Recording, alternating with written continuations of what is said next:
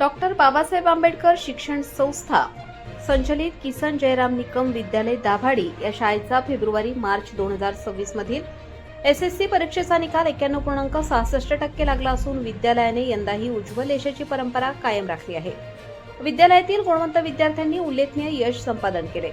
दाभाडी केंद्र क्रमांक 13-20 मध्ये कुमारी रिया शिवाजी मानकर हिने 90.40% गुण मिळवत प्रथम क्रमांक पटकावला।